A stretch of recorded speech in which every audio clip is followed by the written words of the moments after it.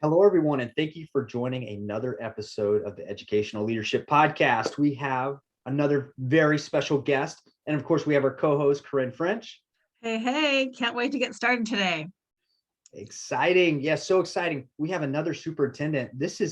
Today we have the superintendent of Royal ISD, Superintendent Kershner. Superintendent Kershner, how you doing today? Hello. Hey, great to be here. Excited always to talk about public education and the great things that we do in the state of Texas with public education. So my name is Rick Kershner. I'm excited to be here today. We're excited to have you. And before we jump into today's topic, for those that are tuning in, tell us a little bit about your background and how you got to where you are today. Absolutely.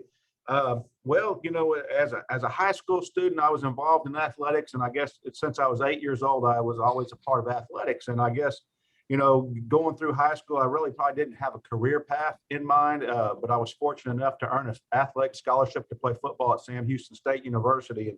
And back in the days, I was gone during the summer to visit my grandparents in California, and the paperwork came in and asked me what my major was, and my mom put business and sent it back.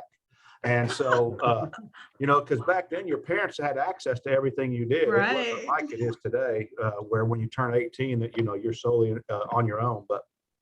And so I started college, and I was a business major for nearly 3 years, and then I minored in physical education. And I thought, I really want to be a coach, and I had said that before. So I switched my major and made my major physical education and my minor business. So I was a business education teacher and a PE teacher. And so I was a teacher and a coach for 12 years, and kind of never had the aspiration to be a school administrator. But somebody asked me one time if I'd be interested in being an assistant principal. So I figured out what I had to do to be an assistant principal, and I went back to school and received my master's. And I was an assistant principal in Katy ISD for 2 years, and then had a fabulous opportunity to open Cinco Ranch High School in Katy ISD as the administrative principal. So I did that, and then I left public education for 7 years and sold life insurance and investments, and thoroughly enjoyed that time as far as lifestyle. But I missed this business every single day. And I served for 3 years on my local community school board, which was Sealy ISD. And so I had a term on that. And it was during that period that I realized that my passion was to come back to public ed. And so I returned to public ed and actually served 2 years as the Royal High School assistant principal before going to Splendora ISD for 10 years as the high school principal for 3 and assistant superintendent for leadership and culture for 7. And then I came back to Royal 2 years ago, or a year and a half ago, as the superintendent. Really excited to be here. Have a heart and passion for this community, and a heart and passion for public education. And as a general rule, every single day, my goal is to improve the life of a child. And as a teacher, I just thought, it's a simple goal, but if I can improve the life of a child, if I can just make one kid smile today, then I've met my goal. And I've kind of steered that point into when I became an assistant principal, was to improve the life of a teacher, and as a principal to improve the life of a teacher, because ultimately it made me feel like a coach. Now you're impacting more kids at a greater level, and then even as an assistant superintendent, improve the life of a principal so they can impact teachers, which ultimately impact our kids. And now greater as a superintendent, it's every public school employee impact their life to impact our kids. So, I love that. How I got here. I love that you mentioned taking a break, and then that you missed, maybe the lifestyle was a little bit easier, I think, when you're not in public ed, but you missed that impact, and that you took time, you were on a board for a while. That is very interesting to me. What as a board member, what was it like to be a board member, knowing public ed? What was that like? Well, at first I thought maybe I probably knew a lot more than I did, but I did realize not too long is that it's so easy as a board member to kind of get outside of your lane and try and impact things at a different level that you may not have all the information about. And so I had to come to that realization. And to be honest with you, I had that realization driving down Interstate 10 one day. I'm thinking, why am I making a decision on this, or why am I even contemplating? I should take the recommendation on the school administration and make the decision. And that had something to do with school scheduling at the secondary school level. And so that was an aha moment. But what I like to say is I feel like I have a balcony view now, because I have been able to serve on a school board. So I have the balcony view from that perspective. And when I was running for the seat on the school board, I think I felt like I had a balcony view because I'd been a school administrator, and I've been a teacher and a coach and school bus driver every day. So, I feel like that I do have a lens, if you will, for all aspects of public schools in Texas. That doesn't mean I'm an expert at anything, other than at least I have a somewhat of a general understanding of being a school board member, a school administrator, and a superintendent now. So, Superintendent Kershner, you got me thinking here, because it's on that last statement you made about having a different perspective, a different lens. So backtracking a little bit on your background. So obviously you had parents that were involved in your education. Absolutely. Based on what you described there. You had the experience of teaching business and also teaching physical education. And so you obviously, those are different perspectives there. Then you went to the business world and you got a perspective there. And then you get back into administration. And so, you've looked at public education and of course, serving on the board, obviously. So you've looked at public education from a lot of different angles, and I'm just curious, what's a topic right now in our current environment that you feel like will move the needle a little bit on public education if we could just get it right? I really, the huge piece is making sure that we develop the right culture within our school districts, and what I mean by that is we have moved into a society where our young people are used to gathering and having instant gratification with information. And so some of the relational capacity between teacher and student has kind of waned, if you will, in my opinion. And then that we are living in what Flippin says, a prolonged period of uncertainty. And that prolonged period of uncertainty obviously creates anxiety for people, and anxiety equals stress. And so I think that public schools need to be a safe place for both student and staff member, whether it be custodian or our bus driver or teacher. And because we all need to realize ultimately what we're doing is we're all pulling in the same direction. We have our oars in the water, or we need to have our oars in the water in the same direction. But building positive and appropriate relationships with staff member to staff member, staff member to student, student to student, and student back to staff member and administration or whoever, and try to garner the understanding that each other is always trying to do their best to pull in the same direction. And that's ultimately to do what's right for our students. I love that. As you said that, I saw this like beautiful circle, because when you're saying like teacher to student, and then that was just like student to student. It's just like this beautiful circle of what I feel like when I am at my job at the university level.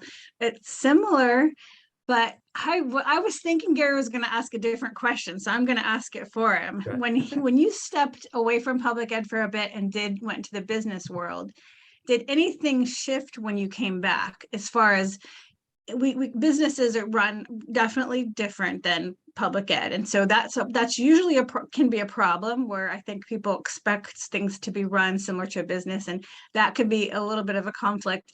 I always like to ask the difference between governance and leadership. It's Absolutely. Very different. But did anything change? Was there a shift that you coming back into public ed after being in the business world, that you're like, okay, I'm going to approach this a little differently at this stage? Well, absolutely. And there are two things. One is I had to learn that the wheels of public education move slower than the business world do sometimes, right? As far as decision making and making those decisions happen, okay? Because I think because there's a lot more stakeholders that you have to involve in the decision making process and garner their support for the decision once the decisions come to fruition. But secondly, and this is more on a personal level, is when I came back to public education, my passion was fulfilled every day. Okay, my passion for the goal that I had, you know, to improve the life of a child. And I think that I had a lot more energy to do that.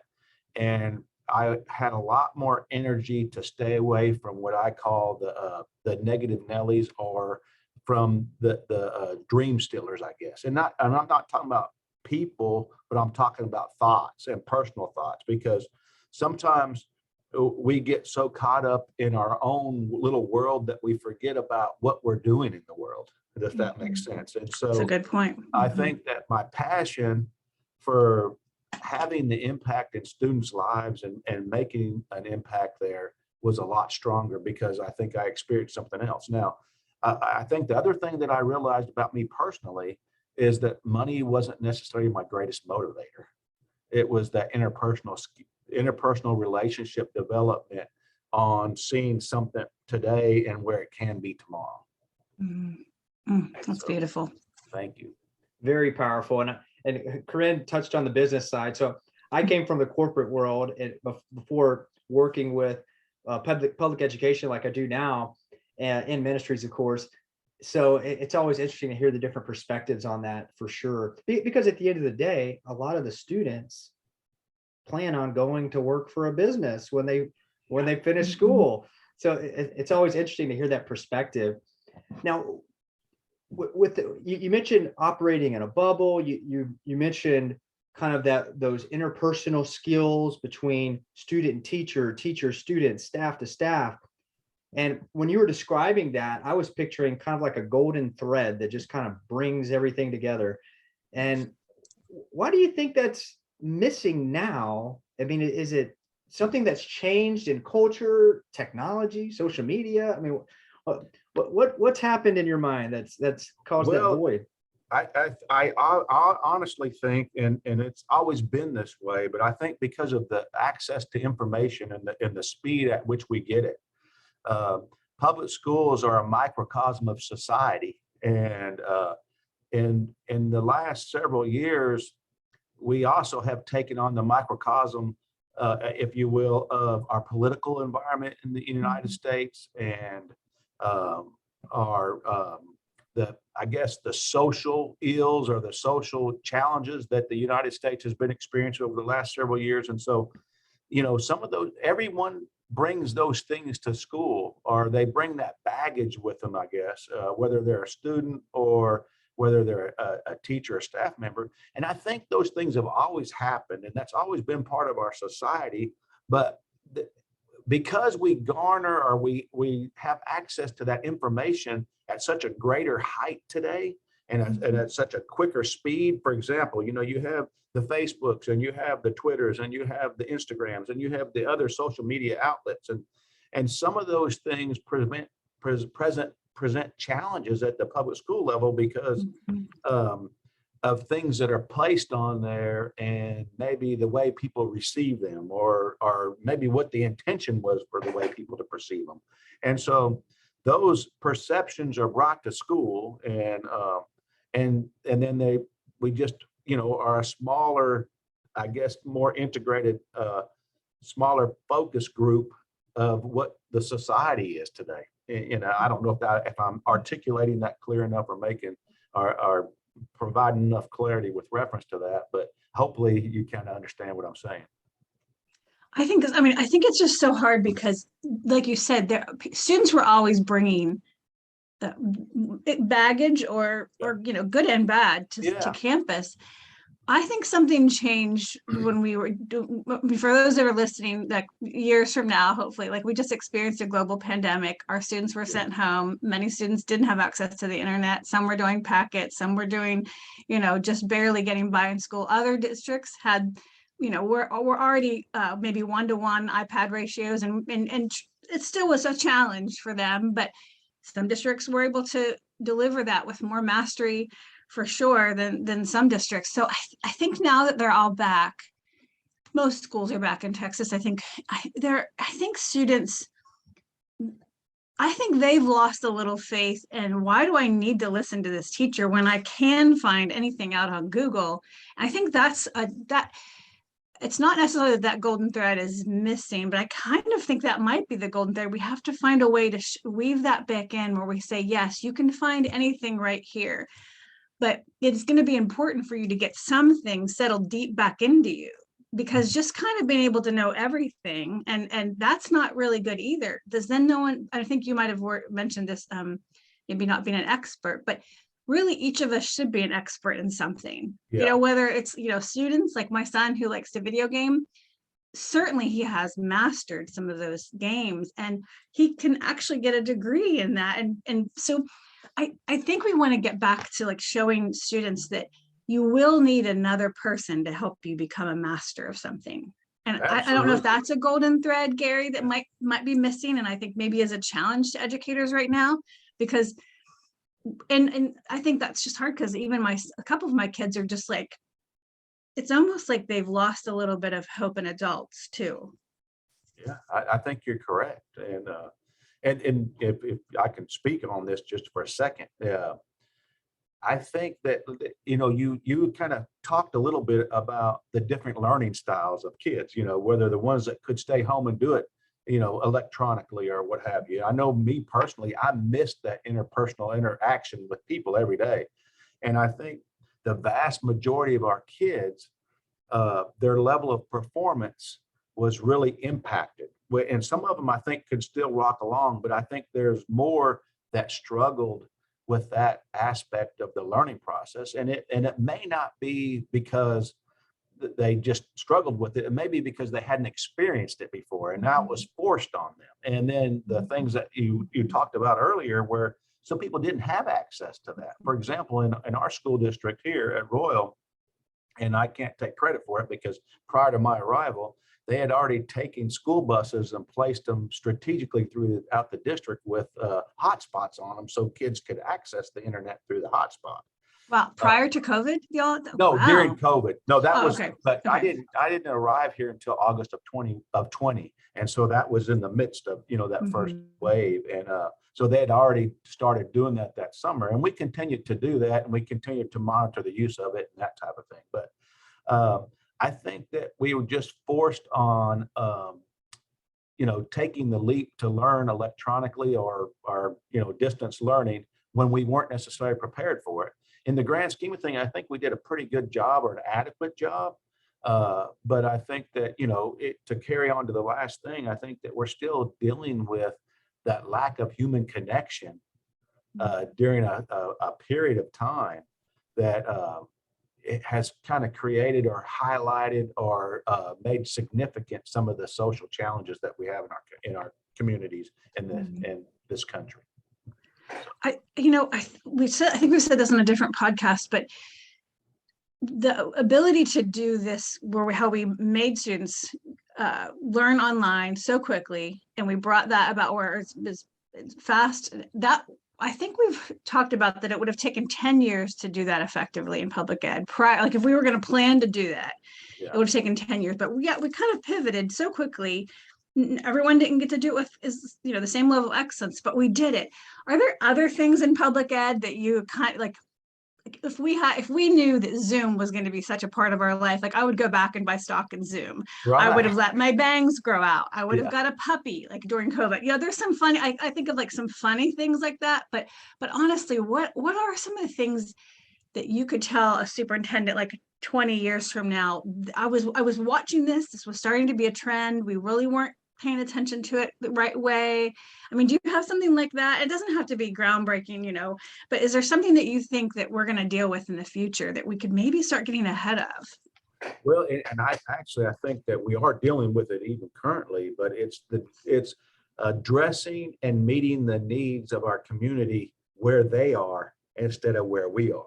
And so what I mean by that is that we've had a shift where we try and reach out, and it's not let's just put this in plain and simple terms. When I was a child or a kid in school, you didn't come into the classroom and ask the teacher what you were doing today. The teacher basically, you understood the structure of the classroom, that you came in and you waited to be instructed, right? And I remember as a teacher, kids, hey coach, what are we doing today? What are we doing today? And I say, well, we're going to run hard, turn left, and do whatever. Or I'd make up something that was fun with the kids or what have you. But most of the time I said, I don't know, it's a suspenseful thing. Let's just see what happens. But but I think today people are used to getting that information. So we have to be able to provide information in different formats. We have to be able to reach out to our community in a greater way. So that's why I was all about doing this, because I want to reach our community. I want to let them know that I want to be partners with them. I want to partner in the educational processes of Royal ISD. We are embarking on an opportunity. We're getting ready to have explosive growth here. I don't know if you know where we're located, but we border Katy ISD to our east, and we border Lamar Consolidated ISD to our south, and Waller ISD to our north. And then Cy-Fair kind of sticks in there just a little bit. So, the land between Royal and Katy, there's a lot of old rice field property and stuff like that that's all being purchased and by huge developers, and that's on its way. So I think that we're trying to embrace, how do we reach that population as they come in, and how do we try and meet the needs of what they want for their students. That's good. Yeah, I mean, that area is, I remember looking in that area, I don't know, it was probably, wow, I'm aging myself, 20 years ago. Yeah. And it was all country, and now it's just, it's grown so much. Now, I know we're running short on time here, and we've talked about a lot of things here. We've talked about technology, we talked about relationships, we talked about business and innovation. And I'm just reading between the lines, it seems like mutual respect, trust, plus all the information is almost playing tug of war with the kids, pulling in different directions, because there's so many different perspectives and so many different sources of information they have access to. For those that are tuning in, it could be a community member that's observing these challenges within their home. It could be another educational leader that is just dealing with some similar issues at their district. What's kind of a word of advice that you could, maybe one thought that you could share with them that maybe could move in the positive direction related to the issues we talked about? Well, this is really going to be simple, but I've kind of thought about that lots of times over my career and the different things that I've done. And I think number one is you have to continue to be true to yourself and be the same person every day. And just remember that, you have to walk before you can run. Try and either surround yourself with people that have ideas that you don't, and embrace those ideas, and realize that, especially as a school leader, we don't have all the greatest ideas, but we can definitely piggyback on other people's great ideas and use those and manipulate those or tailor those, if you will, to fit what you're trying to do. And, just one last thing is I think that we need to continue to look at how do we tailor our public education in Texas to meet the needs of the ever-changing society that's continuing to develop. Things are happening faster than ever. And I think, I guess you could call it the workforce or the CTE pathways, and how do we truly educate the kids and find ways for that to happen. For example, we have an early college high school within a school here at Royal High School. And I've been a high school principal of a campus that had that. And that truly changes the community as a whole because of the education process and providing those opportunities for kids. So I think just be the same person you are every day, and remember that you have to continue to stay the course, and not think that you have to change everything you do every day, but listen to other people's ideas and capitalize on them. Outstanding. And for those of you that have been tuning in, there you go. If you're facing the same challenge in your district, or maybe you're a community member that's at home, these are some things to think about to help move things forward. And before we close out, just want to give a shout out to our sponsor, Ideal Impact. Ideal Impact is a faith-based company that is providing funding to public education and ministries. $1.5 billion given so far, using technology and energy savings, creating a yearly recurring source of revenue for schools and ministries. And school districts have used it to increase teacher salaries, and it's unrestricted funds. Use it for whatever you need. So check out Ideal Impact if your district needs funding. And for those of y'all that have been tuning in, stay tuned for future episodes of the Educational Leadership Podcast.